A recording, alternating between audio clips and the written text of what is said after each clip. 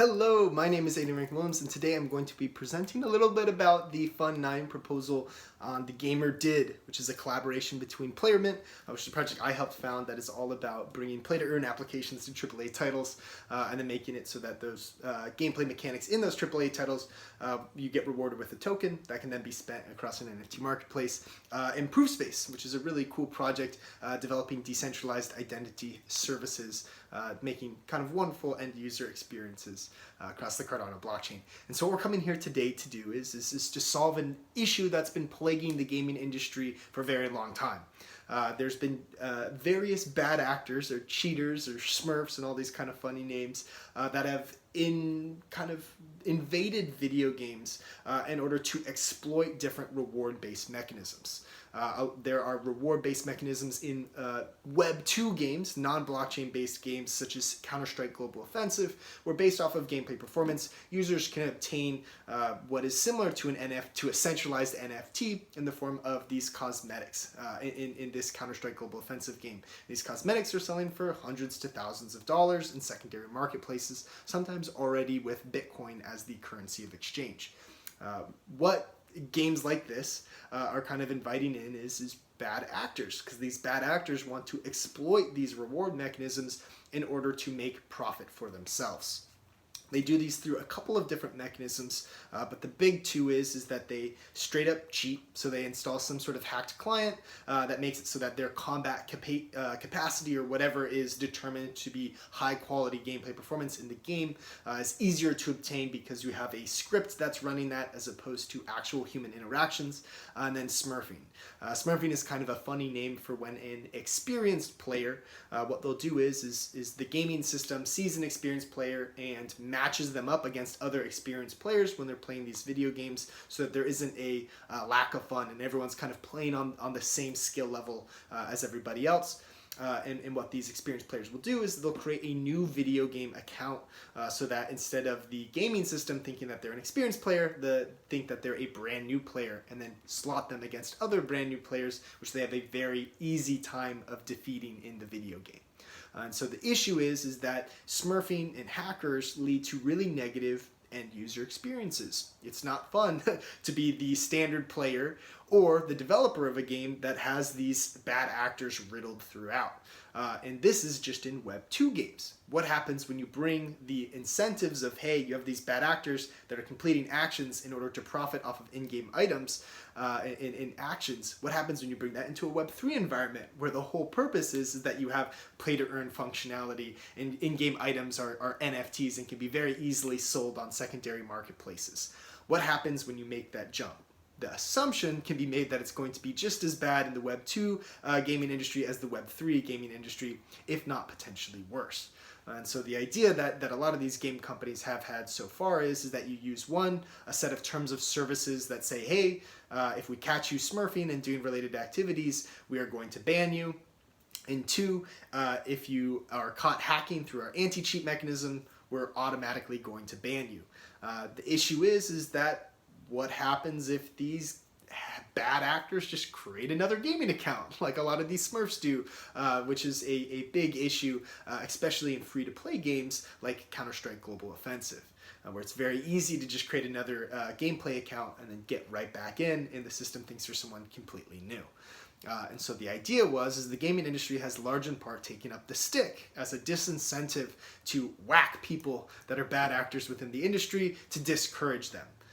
The idea, at least in the crypto space, is that we generally use carrots or incentives to conduct positive actions over negative ones because it's more profitable to do the positive action. So what happens if we were to apply this idea of let's use a carrot over a stick to prevent the kind of negative impact of bad actors in games in the Web 3 environment? The idea is let's create a Gamer Did. Let's create some sort of decentralized identity that has an associated trust score that is based off of a gamer's account connected with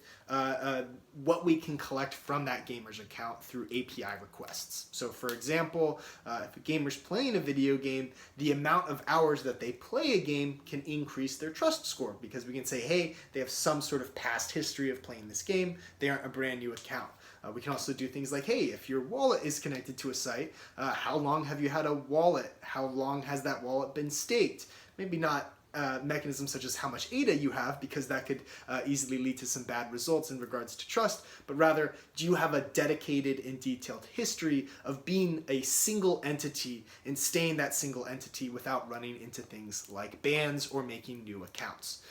And so the overall idea is that with this gamer did, you have a trust score that's built off of non-personal information, but rather information that the user naturally generates by playing that video game, and they have this sort of trust score that then game developers can use to determine rewards payouts. So if I were to build a Web3 game, such as what I'm doing with PlayerMint, which is more of like a Web3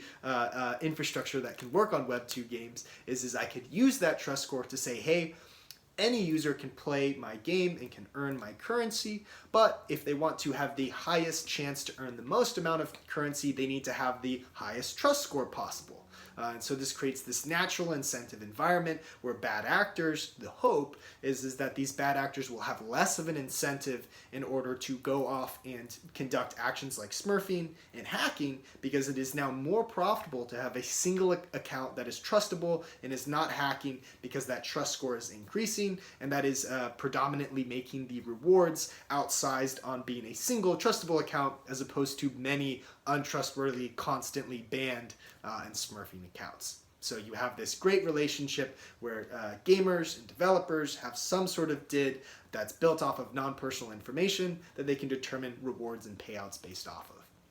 That's kind of the general idea. That's what we want to do. And then the idea is that as developers hook into these gamer DIDs, they can start supplying additional metrics to boost that trust score over time, maintaining its decentralized identity as it's contributed by the people that are utilizing it. And so I've drawn out a wonderful little whiteboard diagram for us here, where we have developers in the left, we have gamers in the right, we have a gamer DID in the middle, we have metrics that are supplying information to this gamer DID, such as the number of hours played and the stake history of a wallet that is providing information into a gamer DID. And then this gamer DID can then supply the information and trust score associated with those metrics to the developers, and then the developers can make an inference on how much of a game's prize pool they want to distribute to a gamer based off of their associated trust score. So a little bit of a diagram just to kind of give you a picture of what that whole process would be like, but ultimately our thought is a developer can reference this trust score and they can implement metrics that then allow them to increase that trust score based off of gamer actions. And then that gamer can have an incentive to utilize that DID and set up that DID, because it will increase and allow them to have a trust score that they can then have increased rewards paid out upon. We think that Web3 is a wonderful opportunity for gaming-based development and infrastructure, and is going to be an extremely impactful audience to on-chain to Cardano, but that does not mean that bad actors are not going to come with it. So some sort of usage of blockchain-based fundamentals and decentralization, permissionless and privacy, combined with true kind of incentivization of quality gameplay mechanics and using a carrot over a stick is trying to be implemented through the gamer DID proposal. Thank you so much for listening to my wonderful little presentation and whiteboard mashup here. If you have any questions, please feel free to comment them on our proposal or join one of our messaging platforms such as PlayerMint's Discord, and we're happy to have a larger conversation about it. Thank you so much, and please enjoy the rest of your day.